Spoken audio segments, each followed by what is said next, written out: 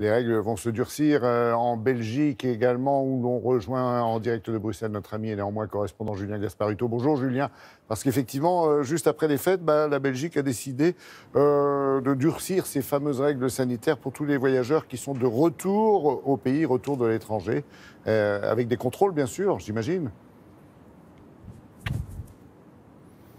C'est ça, les Belges qui sont revenus de l'étranger ce week-end ont eu le droit à un impressionnant comité d'accueil, notamment en gare de Bruxelles. Ces images de contrôle ont fait la une de tous les journaux ici. En Belgique, la situation s'améliore un peu sur le front de l'épidémie. Alors les autorités ont voulu limiter les risques en imposant une quarantaine à tous les voyageurs qui reviennent de zone rouge. Mais cette décision, elle a été prise jeudi dernier à l'issue d'une réunion qui n'était pas prévue. Et donc cela a un peu pris au dépourvu certains voyageurs qui n'étaient pas au courant. C'est ce que vous allez voir dans ce reportage de Lorraine Poupon et Mélodie Wegner. Des contrôles à toutes les arrivées, dans toutes les gares, les aéroports et sur les routes.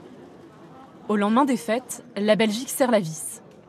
Tests et quarantaine obligatoires pour toutes les personnes qui arrivent de l'étranger. De quoi surprendre certains voyageurs. S'il faut le faire, on va le faire.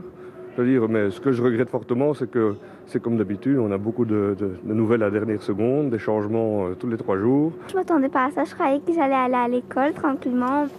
Depuis le 1er janvier, chaque personne entrant sur le territoire belge doit se soumettre à un test, au 1er et au 7e jour suivant son retour. Des centres spéciaux ont été ouverts dans les gares et les aéroports. Il faut scanner ce code et venir ici sur ce parking. On est un peu nombreux, mais c'est assez bien organisé. En théorie, toute personne qui revient de l'étranger doit remplir un formulaire en ligne. Environ 40 000 personnes l'ont déjà fait. Elles doivent rester chez elles pendant 10 jours et le gouvernement promet d'être ferme. Je sais bien que les gens se demandent si nous allons vraiment contrôler tout ça. Aujourd'hui, vous voyez bien que la police fera tout pour contrôler les voyageurs de retour de zone rouge. Et c'est crucial parce que nos chiffres de contamination de Covid sont bons et nous voulons maintenir ce niveau dans les semaines à venir. Une infraction peut coûter cher. 250 € pour un formulaire non rempli, 500 € pour une quarantaine non respectée. Et ça veut dire, Julien, que cette fermeté, c'est plutôt efficace comme stratégie?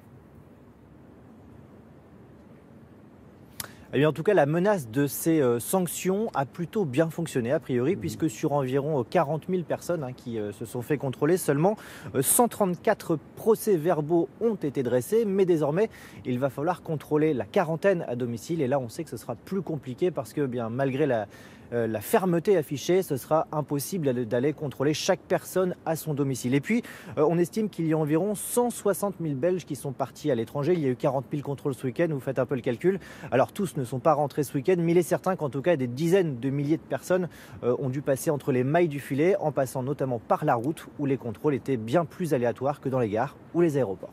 Oui, effectivement. Merci beaucoup, Julien, pour toutes ces précisions et toutes ces informations. Et bonne journée à vous à Bruxelles, bien sûr.